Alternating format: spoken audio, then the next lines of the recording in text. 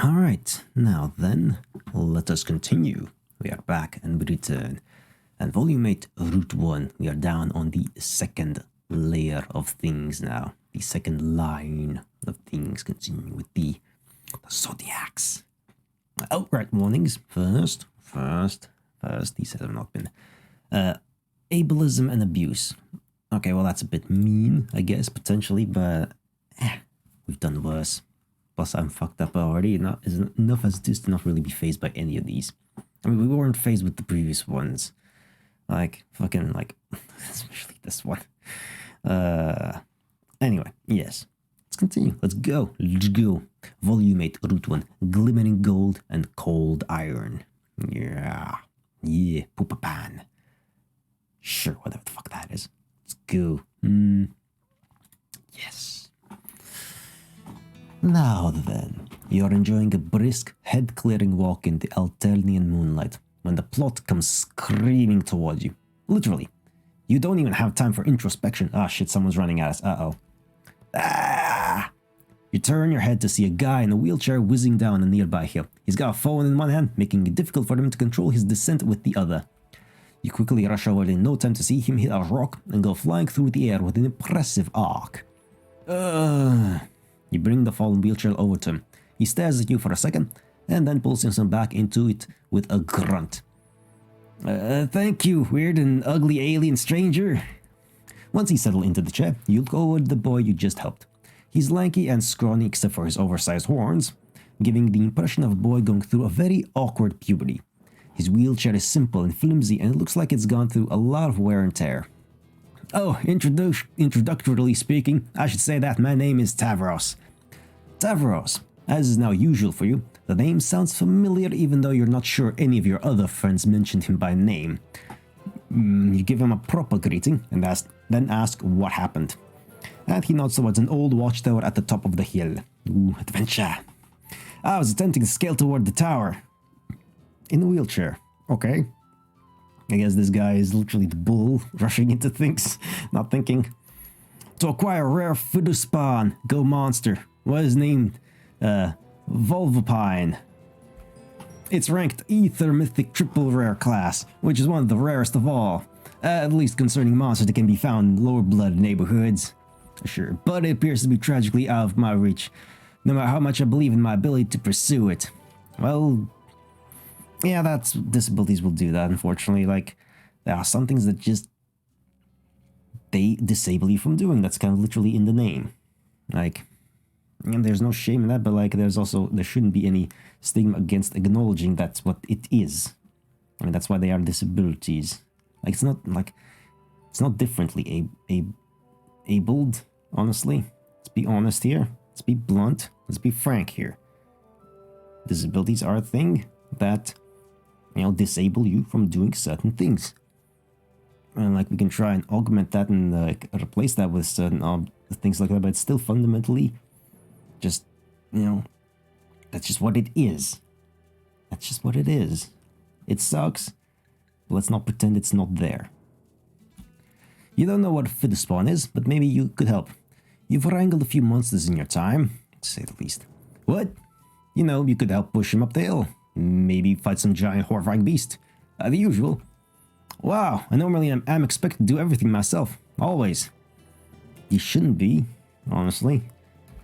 The only trolls who offer me help are those who live too far away to actually do anything of consequence. Yeah, it's very easy to offer hopes and prayers. Which is fine, I get it. It's pretty useless to me. Anyway, no. What? I don't want your help. On account of I take it I will be weakening myself and failing to grow as a troll. Right. I will just have to try again and again and get grievously hurt in the process probably. Don't worry. Yeah, that's not a healthy attitude either. Like, you have to acknowledge your own disabilities as well, that there are some things you can't do, and it's okay to ask for help. Like, because, like, you can't do certain things anymore. Like, that's just how it works. Like, it's not your fault. Don't blame yourself, and others shouldn't blame you either. Like, that's just how it works. That's just how it is. No one's to be blamed. I mean, unless the disability is caused by some, direct malicious action. Then there's actual direct blame, but then even then, afterwards, the consequences are not yours to bear the guilt of having. I'm phrasing this very poorly, aren't I? phrasing things very, very poorly. It's a bit late, and my brain is generally not good at phrasing things. Oh man. Okay, I'm sure there's gonna be people who have very, very strong opinions about the things I've said, and I'm like wrong on some fronts, and probably, please explain in more thorough detail then please, so that I can know how to phrase things better in the future with this kind of stuff. Anyway, moving on. I'm just digging my own grave here, aren't I? Jeez. Oh well, I'm not cutting this. It's all staying in. Tavros begins to wheel back towards the hill. You know how the story goes. You'll have to spend your entire evening convincing this poor troll boy that it's okay to accept help from others. You launch into a gentle pitch about how help from a friend can... well, if you say so, then I can accept your help. Oh, that was easy. Okay. You follow Tavros up the hill. When he reaches the steepest part and his wheels begin to lose traction, you step in behind him to give him the little push he needs. The two of you are successful in scaling the hill, and Tavros grins and taps at his phone. Oh, it's a phone game. No real monsters involved. Holy shit, this is new to you. Oh, yeah, I guess we were zapped away before. I guess we didn't play Pokemon Go. Back then, whatever it is, what. Yeah, Volupine is now acquired. Thank you so greatly. Maybe the cartoons for Wigglers were right all along. And friendship is truly the greatest source of power to exist. I mean, it is. Friendship offers a lot of power. It's true. Finally, someone who gets you. You ask if he wants a quick ride home, and he tilts his head in confusion. I already have a ride. Always. I'm sitting in it. Sure, I guess. Not like that. You tell him it's hard to explain. Just trust you on this one. Okay, let's go. Man, he's very trusting and easy to go. Like, okay, man, Tavros. With that, you grip his chair and focus your energy, and zap over to his hive. Zap. Whoa, are you magic? I mean, yes, literally, we just did before magic. Yes. Awesome. Do you know any fairies? I like how it just takes things in stride. Like, okay, like reality is presented to him, and he just accepts it because it's right there. It's reality. It's what's happening. That's generally speaking, that's a good attitude. Because why are you denying things that are literally happening tangibly? It's right there. There's no point in denying that. It's stupid. Otherwise, that's good. That's good overall. No, we don't know any fairies. No, not in this timeline. Or not yet. I think we will. Probably. I mean, we're gonna encounter like God or something. Or the equivalent. Or some... I don't know. Anyway. Not yet, but we can zap back in... Can we travel through time yet? Or not? I already forgot. Have we traveled through time? I think we have. Haven't we? Probably. Shucks. Tavros glances around the room and you follow suit. Your eyes settle on an advertisement for the theatrical run of Poopaban. A pinch of special stardust is all it takes to fly. Brought to you by Her Imperious Condescension's 19th favorite theater company, reserved seating for high bloods, hecklers will be culled. The rest of the room is rather plain and sparsely decorated. The floor is scattered with messy gaming supplies. It's a bunch of cards, Yu-Gi-Oh cards, well, a trademark, copyright-free Yu-Gi-Ohs. So, this is my hive. What do you think? It's fine. It's not the worst place we've been to, not even close. It's like, there's walls and a roof, presumably, and like stuff here. That's nice. Would you characterize this pad as sufficiently cool? Sure, pretty cool. You glance at the framed picture of a fake trickster in booty shorts. Sure, yeah, this pad is cool as hell. Yeah, it is. Oh yeah, that's cute. That's a neat little fairy in a black dress and red horns. And like, these fancy, like, weird, like, shoes that have so many extra, like, layers of, the things, you know, just like straps or something, or I forget the word, strings. That's not really strings, are they? Anyway, they exist for the sake of looking fancy and neat like that. You can create your own little patterns and stuff like that, which is neat. I like that, actually. Excellent. I hope you would. Your approval is most good to have. I thought you might be uninterested in account of me being boring. Oh, shit. That went into a dark place all of a sudden accidentally on my mind. I'm kind of sad. Nah, it's fine. Aw, boring and sad kids are your favorite, you tell Tavros. Wait, that sounds terrible. Yes, it does sound pretty fucking terrible. Almost as bad as my slip up there. Ignore that. Yes, let's ignore everything except the thing that I'd putting up constantly will not let you forget. You mean you relish the opportunity to make people less sad? Oh, don't worry then, because I'm definitely sorrowful enough to satisfy. Also, I'm not great at talking either, so we have at least one point of failure in common. Sure, that makes 3 of us. Thanks? Sure, it works. Tavros flashes you a thumbs up and a wink. That works. He wheels closer to you, and one of his scattered cards crunches under a thread and gets stuck, necessitating a bit of finagling. Finagling. I like the word finagling. It's neat. You must admit, you're a little surprised by the wheelchair. Your experience on Alternia would suggest that their culture is not very kind to the disabled. Oh, it very isn't. There is a long story behind the fact of me being like this. Can I says not talk about it because it hurts my self-esteem. Okay, that's fine. You turn your attention to some of his cards. Perhaps he can teach you. Well, if you insist, I will reveal to you my tragic backstory. Sure, let's speed mode friendship and backstory. I used to be more of a hardcore gamer who do the extreme role plays. And I had a friend, or I thought she was my friend, who I did flarp with. Oh, you're familiar with Flop? You're a 5-fingered fiddle fatal. Yes. Come to think of it, you've got a great Flop friend who he might love to meet.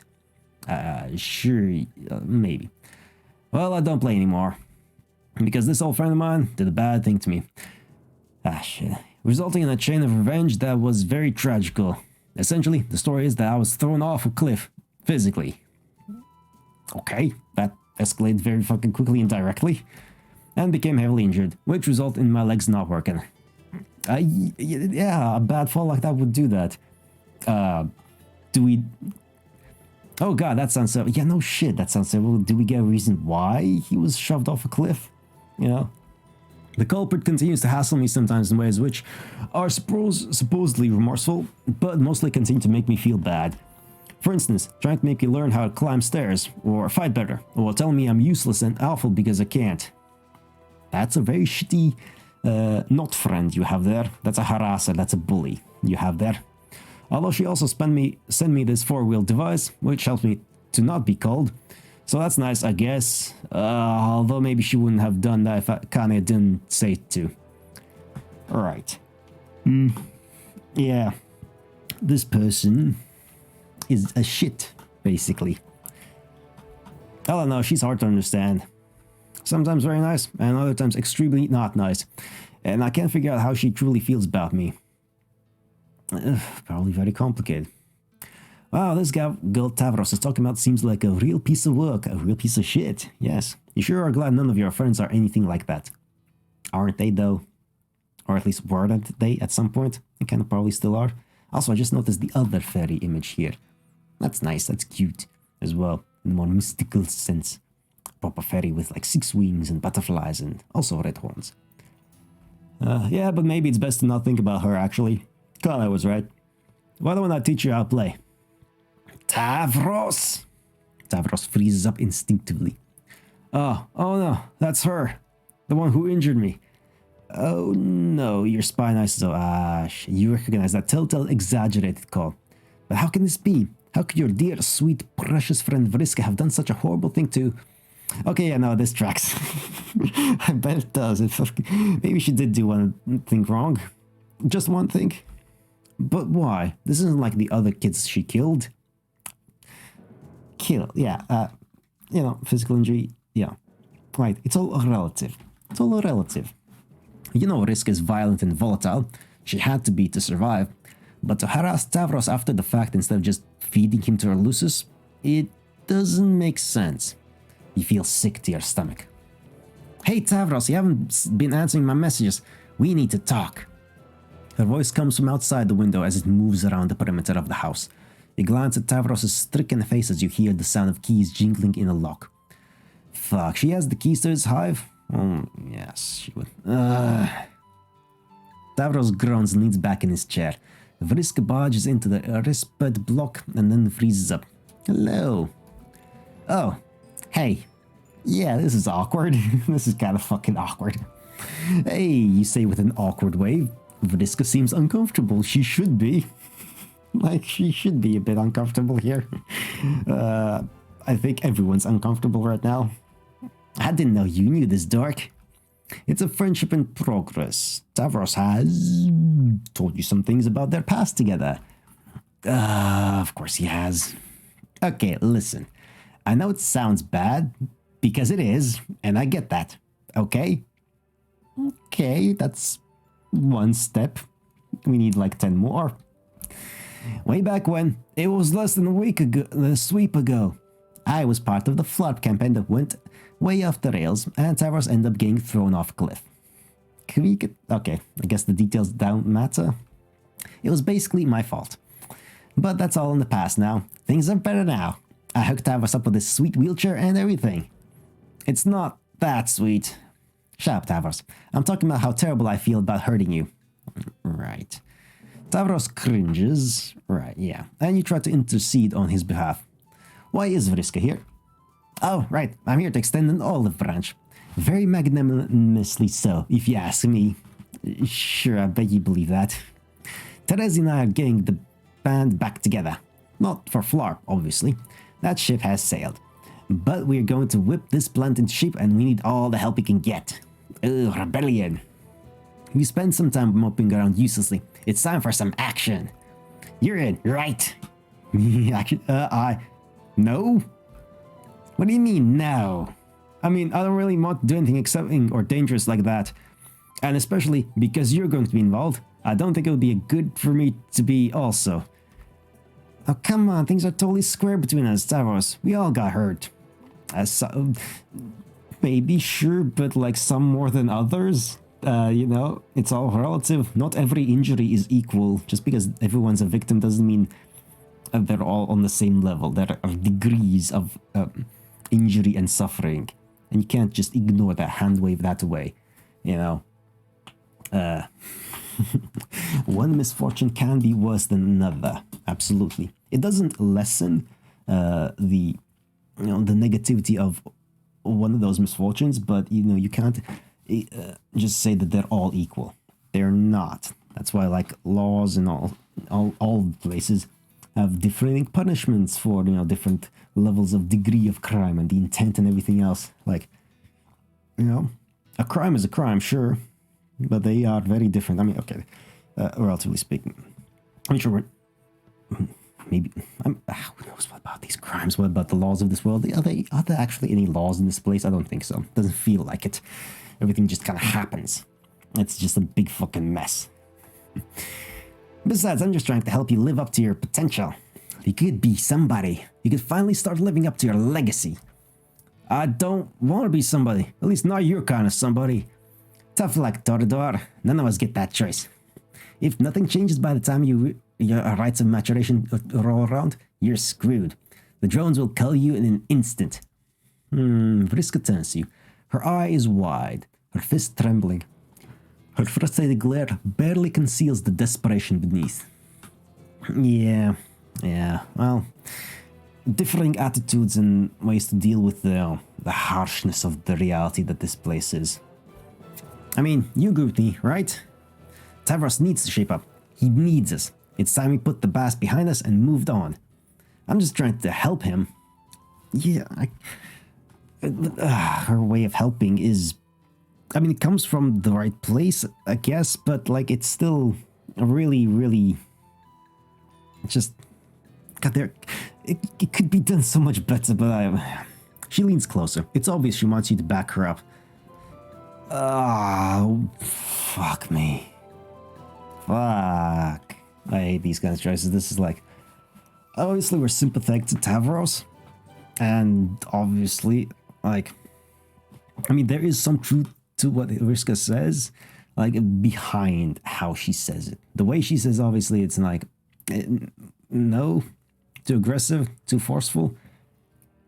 But like the circumstances behind it are technically correct. And not taking a side is like bullshit. We can't, that's not an option. That's not an actual option. Or is it? Sometimes some of these options are like, oh, this is the obvious one. And it's like, yeah, it's the obvious red flag one. So we gotta fuck that up. Monkey's paw. Time thick. Not really. No, that's not related. Fuck. We're gonna stick with the kid. Come on, piss off, Vriska. He'll be fine. This world is fucked up, so probably will not. But still, I guess we're gonna go with the bad thing first. You take a step closer to Tavros, and Vriska visibly deflates. Come on, Asda. You can't seriously be on his side. Yes, you can be, and you are. You think you understand now. You see how Vriska took her suffering and bitterness and passed it along. You see how, under beastly tutelage, she learned to sink her fangs into her prey and tell herself she was doing it for their own good. In these two, you see a microcosm of Alternia, of hurt kids hurting kids. Until finally, the buck stops at the kindest or weakest among them. So no matter how much sympathy you have for her, you can't stand idly by and let Vriska continue this cycle of hurt. You tell Vriska to look at Tavros, really look at him, and ask herself if her help has done anything for him.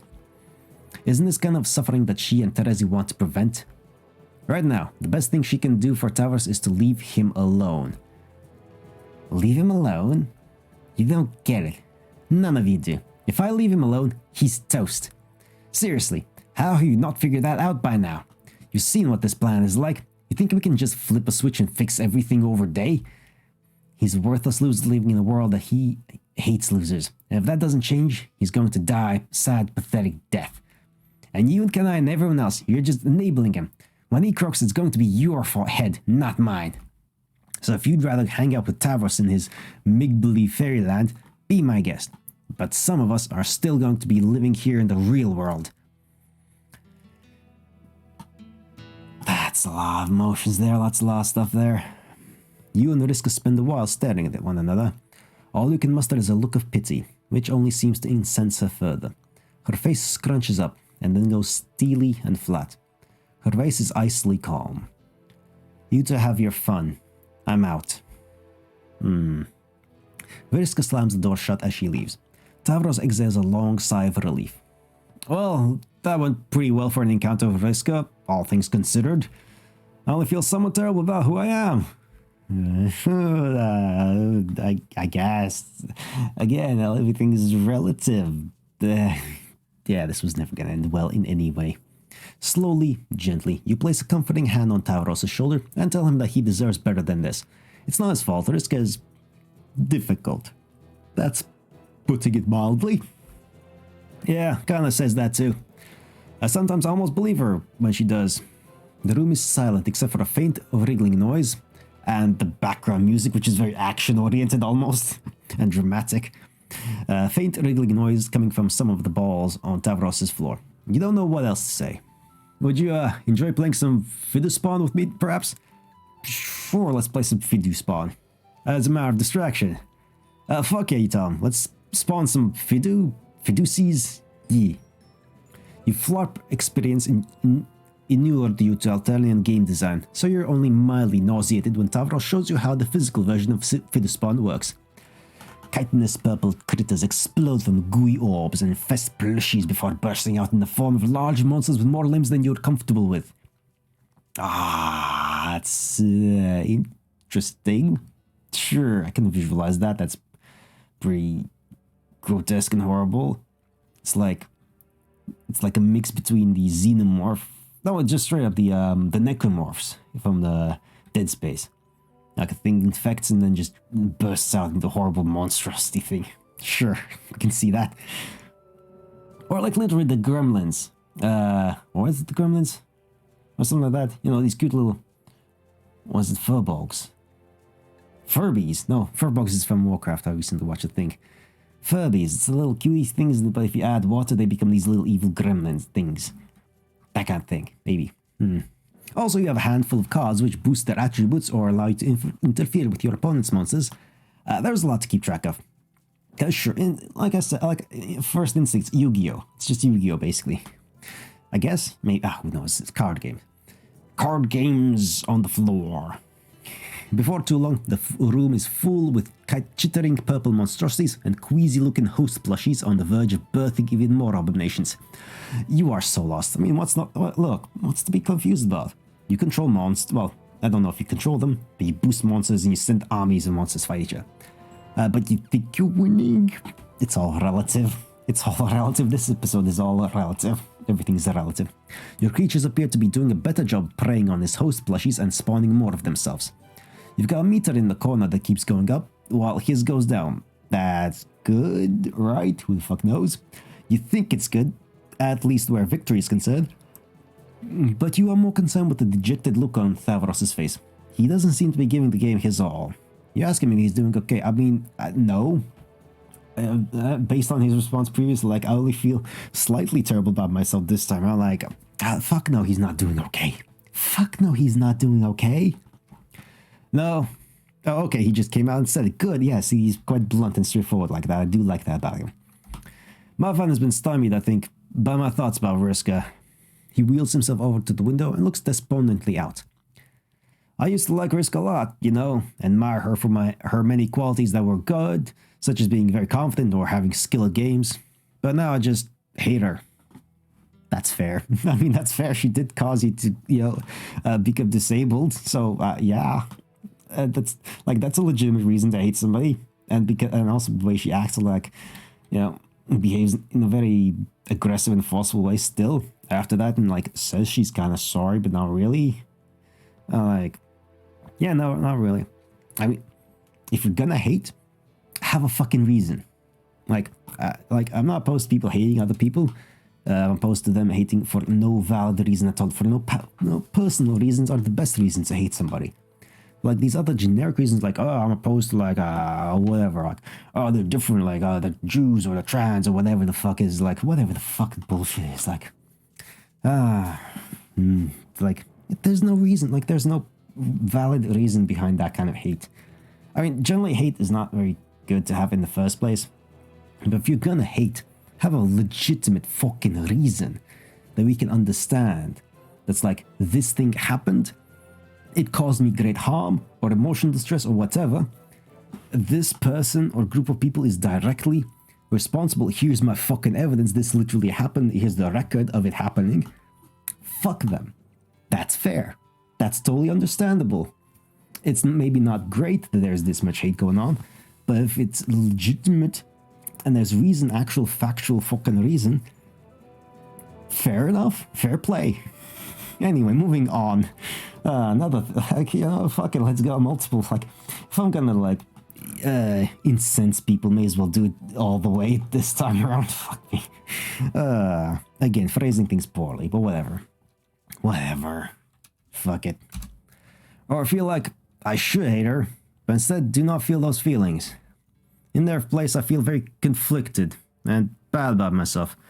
I wonder if there's something wrong that I can't feel as angry as I should. Well, the world's complicated. Like, feelings are complicated. You like her, but then she did a bad thing to you, and you, you kind of don't like her, but still, like, there's this feeling, like, there's this, probably the underlying feeling that she is, in fact, doing this for other people's benefit in her own fucked up and weird way. Potentially, which is like, it's complicated. People are complicated. It's very complicated. Or make myself to become strong enough to talk to her properly about my feelings.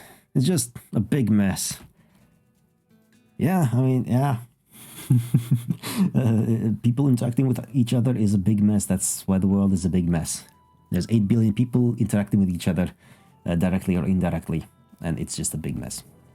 You glance again at the posters lining Tavros' walls. Sprightly fairy girls with confident smiles, long messy hair, and blue color schemes. The resemblance to Vriska is uncanny, but superficial. She's never going to be like the girl from his posters. That's just not who Vriska is. But for a sad, hurt boy who likes to dream, she must seem so painfully close. This is a problem too big for you to untangle right now. You need to redirect Tavros' thoughts.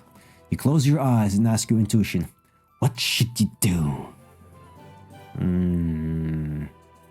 Yeah, like, he's a straightforward guy. I think he just needs little boost. I think, like, he just needs a little boost, a little bit of happiness. Let's help him fly. Yeah. Let's do that. Come on. Let's make some let's make some happy feels happen. Come on now. From the darkness, you reach into your muddled memories and catch a glint of glimmering gold. When you open your eyes, Poopa Pen stares back at you. Unlike him, you don't have special stardust, but you think you might have something better. We do have magic zap powers and who knows what else. You tell Tavros you'll be right back. Sort of. The now familiar Prospitian spires greet you. You swoop through the shiny architecture until you find those towers that seem to house the dreaming children. Sure enough, Tavros' dream self can be found in one tower, nestled comfortably in a fuck this word. Recuperacoon.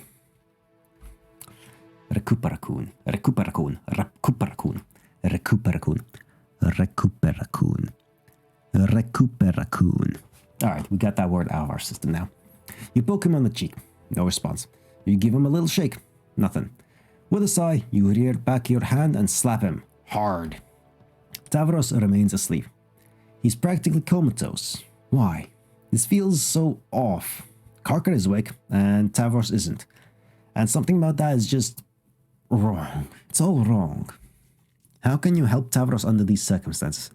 He's got to wake... What? Did I press the button accident? It's all wrong. How can you help Tavros wake him up? Why won't he? Okay, so it does just do that. It auto advances that piece of text. Tavros yawns as he rises blearily from his slumber and squints around. He crawls out of the Recuperacoon and reaches over to the ramp beside it with an instinctual motion. His hands find no wheelchair and he tumbles over, and then quickly rises and realizes with a start that he is floating in mid-air. Whoa, what? Surprise! You inform Tavros that this is the mystical world of dreams that is part of the game he was supposed to play one day, but now isn't going to. Maybe, probably, look, you still don't know exactly how this works, but it's complicated, but it works. As long as it works, that's all that matters. But you do know that this is a land where he can fly. That seems highly improbable that such a world would exist, but you're right here. Or especially that would be allowed to enter it and fly freely around with no repercussions. It just seems like a thing that would never actually happen to me, does not? But it is happening, you tell. You prove it by pinching his arm. He flinches. Why'd you just assault me? It's a thing. Pinching is... Okay, this is a cultural misunderstanding. I guess that does count as assault, technically, I guess, sure. But the fact that he can feel pain should prove that this place is real. Or at least as real as a magic dream world can be.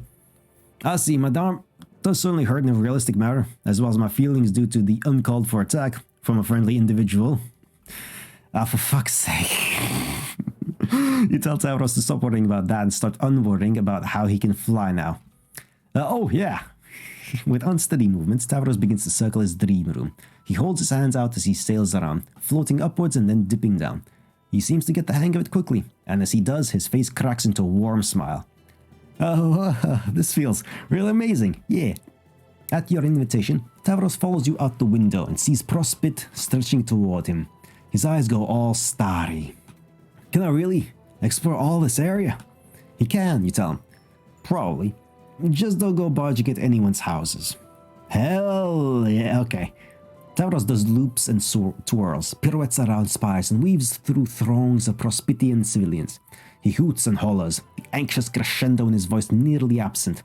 The sound echoes among the golden towers and rebounds back at you, a cacophony of childlike exhilaration. You swoop alongside him, buoyed by his excitement, and the two of you begin to race each other around the planet. You ran out of energy before Tavros does, but eventually he comes down from his high. He floats lazily beside you, upside down, his mohawk hanging down into his face. His eyes are locked on the sky and clouds, and he's wearing a wide, if oddly blank, grin.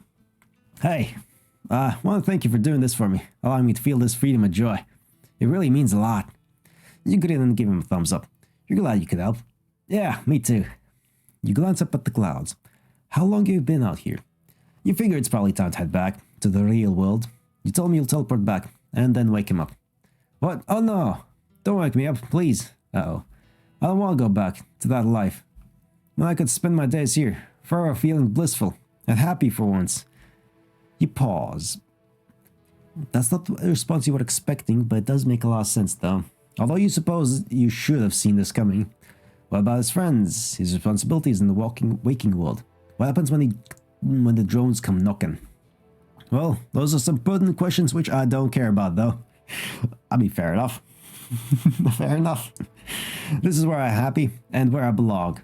That's what you want, right? To help me be happy? Right. Yeah, of course, this was the wrong choice. Then, your work here is done. He smiles at you, and you feel like you should smile back. But there's a hint of sadness behind his eyes that gives you pause. It's like he's waiting for you to take charge and tell him off for choosing escapism. Waiting for you to make the hard decision he doesn't have the guts to make. But that's not the kind of person you are. If he'd rather spend most of his time asleep, that's good enough for you. It shouldn't be. Fuck. Given the planet he lives on, you can't blame him. I mean, no, but still, that's the wrong, So you give him a little wave and vanish into the ether of canon. By the time he works up the nerve to say something, you're already gone. Right?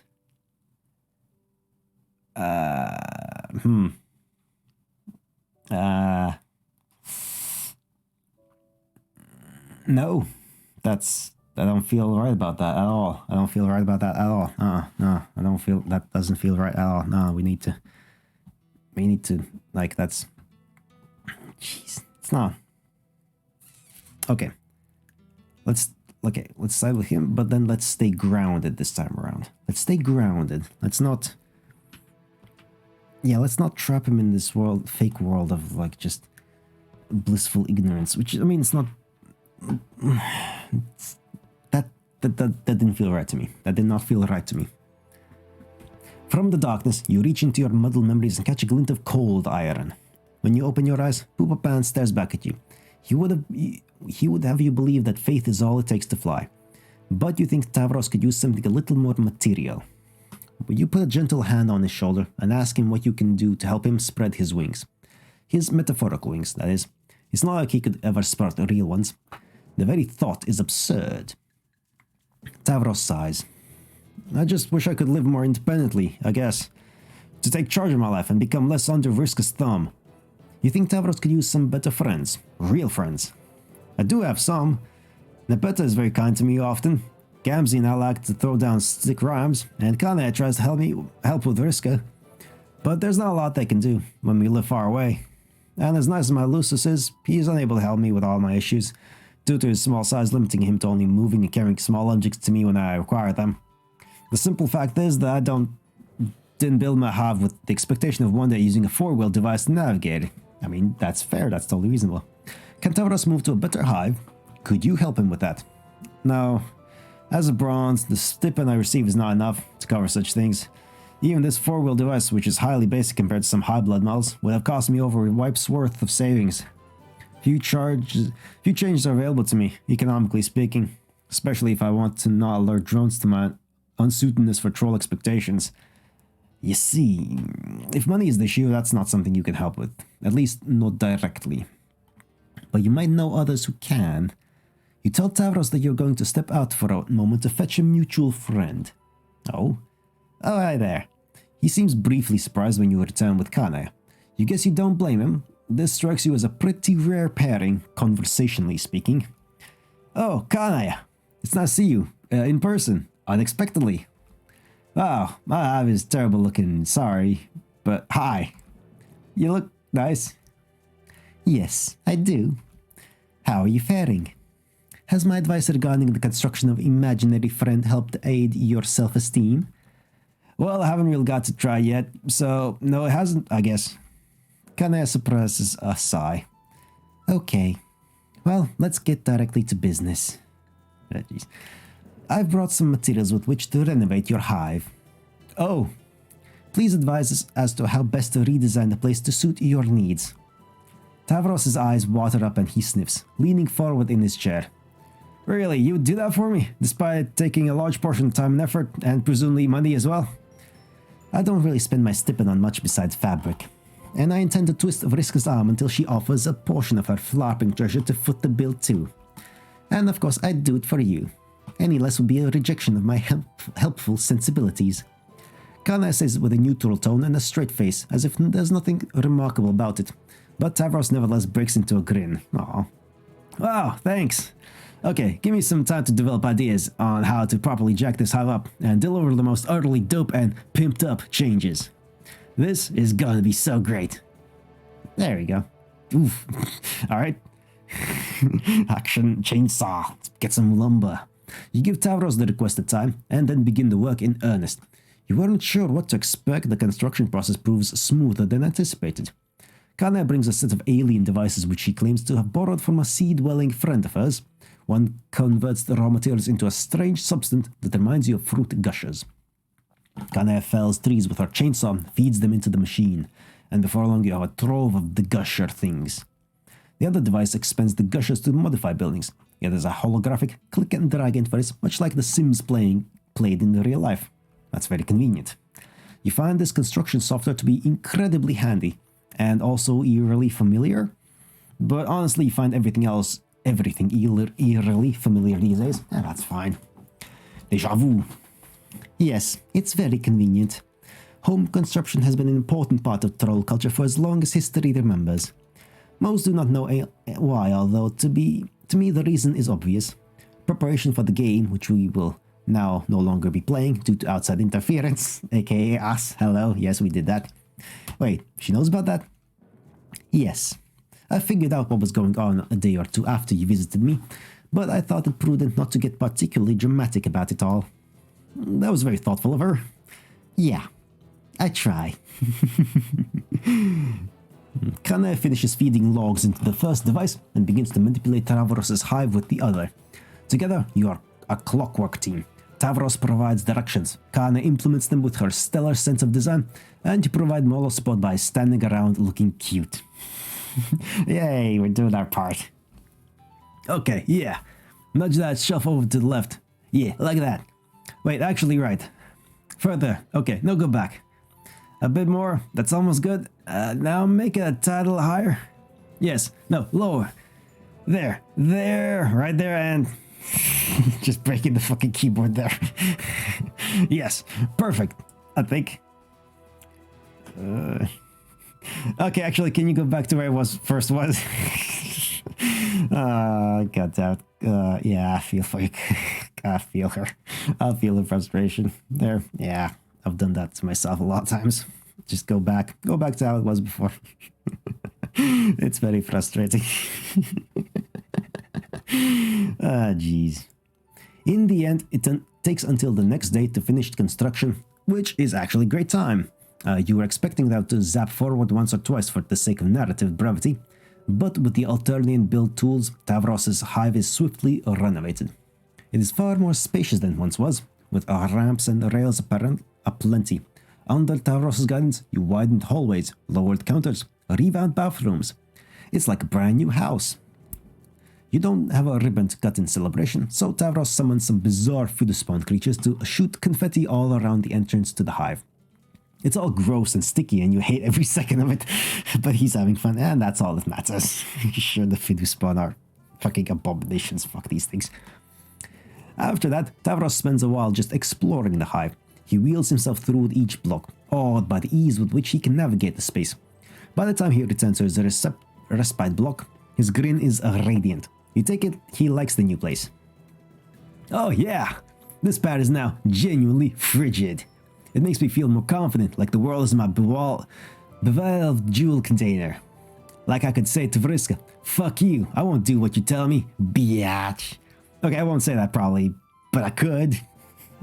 I guess the ability, he won't.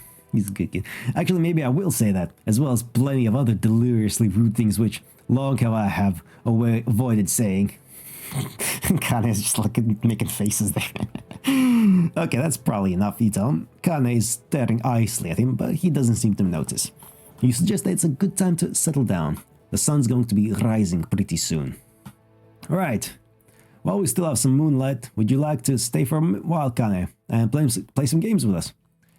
Oh, no, that's quite alright. I'm afraid I have duties to attend to at home. I left a dress in the oven. She just wants to be done with this. Kane blinks and carefully maintains her poise.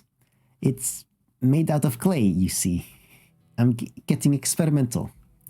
Oh, that makes sense. Well, goodbye. Zap. She smiles at Tavros and shoots you a pointed glance. You take it as your cue to place a hand on her shoulder, concentrate on her eye, and send her back in a flash of light. Once she's gone, Tavros wheels up to you and nudges you in the hip. So, regarding Kane, this could perhaps be me misreading the situation, but when I reach deep inside and tap into the marvelous power of the self-esteem, it tells me that I'm very bright and smart. Did you see the way that she was smiling at me? Almost in a way as to suggest amorous inclinations. Right, okay. He waggles his eyebrows furiously in your direction. Ah, jeez, yeah. You tell Tavros that it's just what friendship looks like. She's not his type. Trust me, you say. Yeah, drat. But oh well. I think there is a saying about this, that the sea has many fish in it. Now that I'm feeling better, I think perhaps I will one day go fishing, for a quadrant or two. Well, it's a start. It's going to take some time for this kid to figure out what genuine self-esteem is like. But just like the Prospitian cloud spot to reveal a brilliant sky and blue, you think Tavros is on the verge of seeing the sun. The moon? And this metaphor would work better on Earth. Ah, it's good enough, we get it. Tavros can be more than he is, and he doesn't need to change to do it. When he offers you a smile, there's a spark of compassion behind it that tells you he's already worth the world. All he ever needed was someone to believe in him. Yeah, don't believe in yourself, believe in me who believes in you. There we go. And the money. He also needs money. Right, and that too, I guess. Yeah, the money makes the world go around. So, would you like to perhaps celebratorily play a round or two of Spawn with me? I am feeling much more prepared to enjoy a game, and perhaps think that this time I'll proceed to crush you with my incredible might as a Spawn breeder. Except, I mean that in a nice way, like that of a friendly challenge. If you'll accept. The word friend in that sentence was all you needed to hear. Sure. Sure. Disgusting Spawn. And those poor plushies. Aw. That's... well... good, there we go. This was much better than the other one. There we go. Living in the reality. There we go. Properly now. Good. Good. Good. And with that, we'll continue next time. However, I do need to inform you that I have been lying to you this whole time about certain things. Anyway, ta-ta for now.